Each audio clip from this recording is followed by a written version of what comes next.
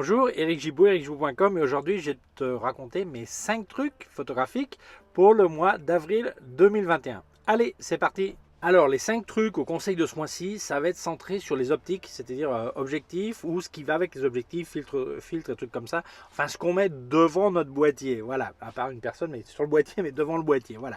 Donc le conseil numéro 1, enfin le truc. Y a des gens qui me demandent souvent comment puis-je savoir si mon objectif est net, s'il a du piqué, tout ça, s'il est uniforme, s'il est bon. Est-ce qu'il y a une manière facile de le savoir, sauf une mesure scientifique? Alors, premier truc, si tu commences à regarder des stats de web comme DxO et tout, quelquefois tu peux penser que ton objectif il est complètement nul parce qu'il est 20% moins net ou 15% moins net qu'un autre. Ça, oublie. L'important, c'est ce que toi, tu vois.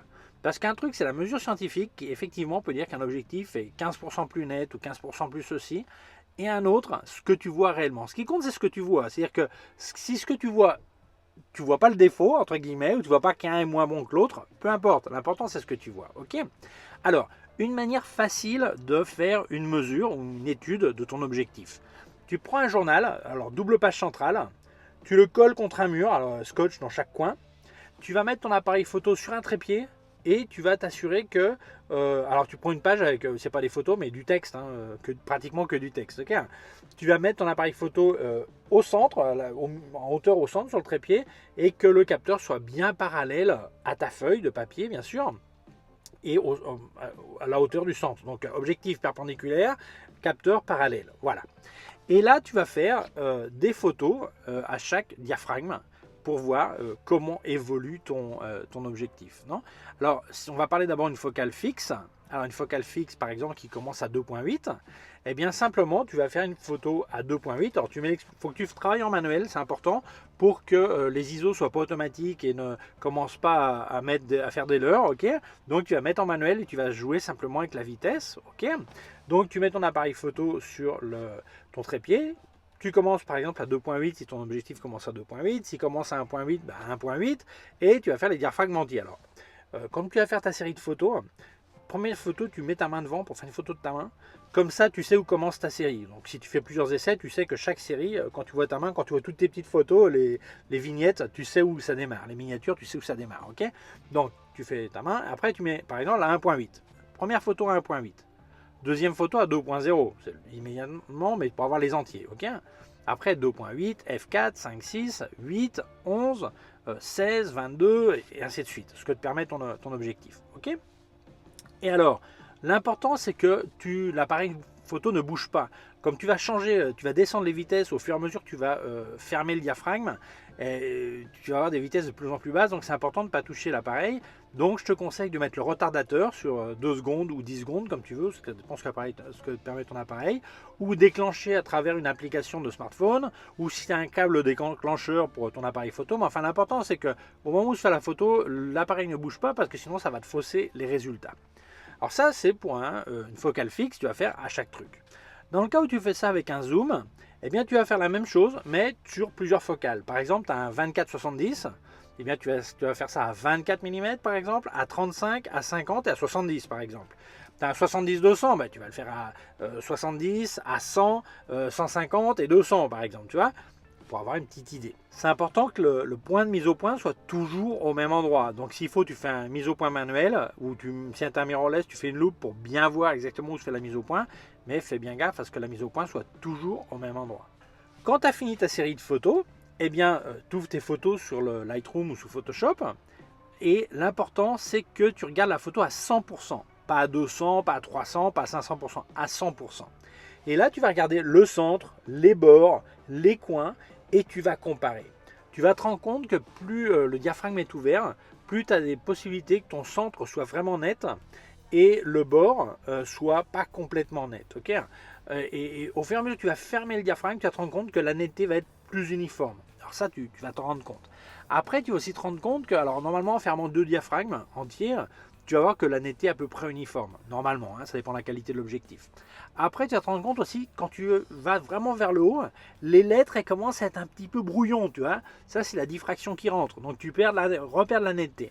Enfin, ça va te permettre de déterminer entre quelle plage, déterminer la plage, c'est-à-dire de quel diaphragme à quel diaphragme, ton objectif correspond le plus à ce que tu veux faire.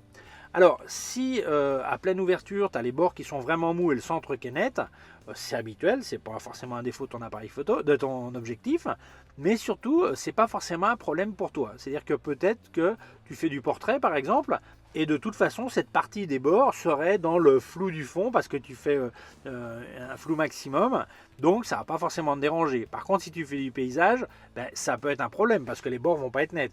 C'est pour ça que souvent en paysage, de toute façon, on a tendance à fermer le diaphragme pour avoir tout un peu plus net. Mais enfin, ça va te permettre d'évaluer la qualité de ton objectif. Ok ? Et c'est aussi important de connaître bien ton matériel, ton objectif pour voir comment l'utiliser, dans quelles conditions. Et si tu veux comparer avec un autre, eh bien, tu fais le même essai, puis après tu compares les photos des deux. Voilà, donc c'est aussi simple. Mais ça, c'est un des moyens les plus simples, pour ne pas dire les moins chers, de faire un essai. Et ça correspond à ce que toi tu vois. Peu importe ce que la science voit, parce que la science voit de toute façon mieux, parce qu'il y a des mesures avec des machines. Mais quand il t'annonce 15% de plus d'un truc ou d'un autre, c'est pas forcément visible à l'œil nu. Donc l'important, c'est ce que toi tu vois. Ça, c'est le truc le plus important. Bon, je fais une petite parenthèse, au cas où tu auras envie de faire un don, je remercie toujours, eh bien je te laisse mon compte PayPal dessous. Voilà, allez, on continue. Alors, conseil numéro 2, beaucoup de gens achètent un filtre et ils ne mettent pas forcément les sous sur un bon filtre, mais il y a quand même un moyen simple de savoir si un filtre il a une qualité acceptable. Tu vas prendre le filtre, tu vas regarder s'il fait beaucoup de reflets. S'il fait beaucoup de reflets, c'est pas très bon, tu vois. Mais surtout, l'important, c'est qu'on a tendance à regarder le filtre comme ça, mais il faut regarder derrière aussi. Tu regardes derrière et tu regardes si les reflets sont les mêmes. Alors, s'ils sont très élevés dans les deux cas, c'est pas bon. Mais si devant, il a du reflet, il n'a pas trop de reflets, et derrière, il en a beaucoup, c'est que c'est un mauvais filtre. Parce que qu'est-ce qui va t'arriver ? Tu as le filtre qui est montré sur l'objectif, la lumière rentre, il y a toujours une partie de la lumière qui se reflète sur la lentille frontale de ton objectif. Donc, comme elle se reflète, si derrière c'est pas traité, ça va refléter et ça va re-rentrer et ressortir et re-rentrer. Et quand tu as un point de lumière important, par exemple un soleil couchant ou une lumière dans la rue, eh bien tu vas avoir plusieurs fois les points comme ça. Alors quelquefois, même avec un bon filtre, tu n'arrives pas à l'enlever ça, donc tu es obligé d'enlever ton filtre pour ce genre de photo. Mais il y a des filtres qui sont tellement mauvais qu'une image n'importe lequel, quelquefois tu vois un écho. Et les gens, ils ne savent pas ce qui se passe. Ils pensent que c'est un problème de capteur. Et en fait, ils ont un filtre qui est minable qui fait que ça se reflète dedans. C'est un petit peu comme si, dans certaines situations, tu arrives à voir tes yeux qui se reflètent dans les lunettes si elles ne sont pas traitées des deux côtés en anti-reflet. Mais ça, c'est la même chose. Donc, c'est bien important que tu vérifies que ton filtre n'a pas plus de reflets d'un côté que de l'autre. L'idéal, c'est qu'il y en ait très peu des deux côtés. Et dans tous les cas, qu'il n'y en ait pas plus derrière que devant. Ça, c'est très important. Conseil numéro 3, ou truc numéro 3. Beaucoup de gens, quand ils veulent acheter un objectif d'occasion, le vendeur prenne l'objectif et leur envoie une photo ou leur montre contre le ciel. Il dit, tu vois, c'est tout propre, il n'y a pas de défaut, hein, c'est propre. Hein. Dans cette situation, presque tous les objectifs sont propres. Tous. C'est vraiment, si là tu vois de la saleté, hein, c'est que vraiment, l'objectif, il est mort pratiquement, tu vois. Donc, le seul moyen de bien voir, c'est tu prends ton téléphone. Alors moi, j'ai pris un vieux téléphone, là, il est éteint, mais c'est pour que tu vois comment ça fait. Tu allumes la lanterne, l'option d'allumer le flash en continu, quoi, la lanterne LED. Tu pourrais faire avec une petite lampe LED si tu veux. Et tu vas mettre de l'autre côté, hein, comme ça, et tu vas regarder. Ok ? Et là, tu vas vraiment voir tous les défauts. Tu vas voir s'il y a des champignons, s'il y a des poussières internes, des trucs comme ça. Et c'est vraiment le seul moyen de bien voir si un objectif est propre ou pas. Alors quelquefois, il peut y avoir quelques petites poussières, c'est pas forcément visible sur les photos et c'est pas forcément un problème. Mais si tu vois des champignons, ça peut être dramatique parce que ça peut s'étendre et c'est peut-être pas rentable de le faire nettoyer. Donc le seul moyen de bien voir, c'est ça, mettre une petite lumière spéculaire à travers l'objectif pour vraiment bien voir. Conseil, truc numéro 4. Alors, beaucoup de gens, de plus en plus, comme c'est un argument de vente de beaucoup de vendeurs, mais c'est aussi un besoin de beaucoup de photographes, cherchent des appareils photo tropicalisés, c'est-à-dire qui résistent aussi bien à la pluie ou la pluie fine plus ou moins. Il n'y a pas de norme exacte qui communique, alors il y a peut-être une norme, enfin ils disent jamais ils disent tropicalisé ou pas, ou résistant à la poussière, ou trucs comme ça. Donc des gens cherchent des appareils photo qui résistent à la poussière et à la pluie, quoi, ou même quelquefois des pluies fortes. Le problème, c'est qu'ils cherchent le boîtier, mais ils ne cherchent pas forcément l'objectif. Et ils oublient que si tu montes un objectif qui n'est pas tropicalisé sur un appareil tropicalisé, l'ensemble n'est plus tropicalisé. C'est-à-dire qu'il peut rentrer de l'eau ou de la poussière par l'objectif et ceci va passer à l'appareil. Donc si tu veux travailler dans des situations de poussière, par exemple la photo de motocross par exemple, où tu habites dans la jungle, où c'est très humide, bon j'ai pas dit la Bretagne et la Normandie, hein, on va pas se faire des ennemis maintenant, hein, il pleut pas forcément plus qu'ailleurs, ok, le Pays Basque aussi il pleut, voilà, enfin bon, on va passer les détails, ok, et puis en plus on peut parler d'autres pays aussi, l'Afrique tropicale, trucs comme ça, la jungle et tout ça, donc si tu es dans cette situation et tu as besoin tu vas travailler dans une situation très humide ou beaucoup de poussière, il faut non seulement que le boîtier soit tropicalisé, mais aussi l'objectif. Parce que sinon, eh bien, ça va pas.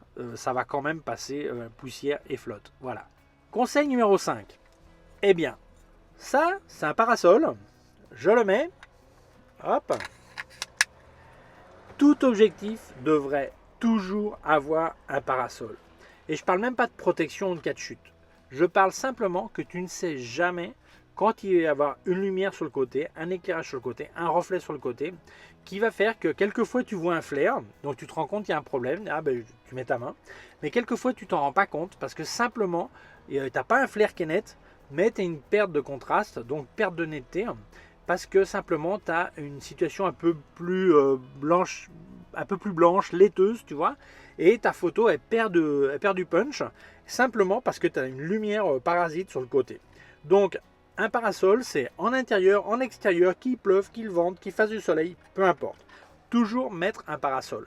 Si ton objectif n'est pas venu avec un parasol, eh bien achète-en un, il y en a des génériques en caoutchouc même que tu peux replier. L'important c'est que la taille du parasol soit pour ton objectif. Si tu mets un parasol qui est pensé pour un 50 mm et tu le mets sur un 24 mm, eh bien sur ta photo ça va vignetter parce que tu vas voir souvent le parasol qui va apparaître, le pare-soleil, ok? J'ai dit parasol depuis le début? Pare-soleil, pardon, pare-soleil. Je parle plus français. Voilà, donc le pare-soleil, ok? Donc c'est important que tu mettes toujours un pare-soleil sur ton objectif. Et bien voilà, c'était mes 5 trucs pour le mois d'avril 2021. J'espère qu'ils sont utiles. Si tu penses que ça peut être utile à d'autres personnes, je t'invite à le partager sur les réseaux sociaux. Si tu ne l'as pas encore fait, je t'invite à la partager, la vidéo. Là, je parle plus français, hein. Alors, je t'invite à partager la vidéo sur les réseaux sociaux. Si tu t'es pas encore abonné à ma chaîne, je t'invite à le faire. Il y a un petit bouton par là, une clochette. Si tu appuies sur la clochette, tu recevras un avis quand je monte une nouvelle vidéo. Mon site web, ericgibaud.com/fr pour la version en français. Mes cours de photographie en vidéo, ericgibaud.com/fr/cours en ligne. C'est une quelconque question, tu peux laisser un commentaire dessous. Je te laisse aussi un lien vers mon matos sur Amazon. Je te laisse aussi des liens vers d'autres sections de ma chaîne YouTube et aussi un lien vers mon compte PayPal si tu veux faire un don. Je remercie toujours. Allez, merci beaucoup, prends soin de toi et à très bientôt.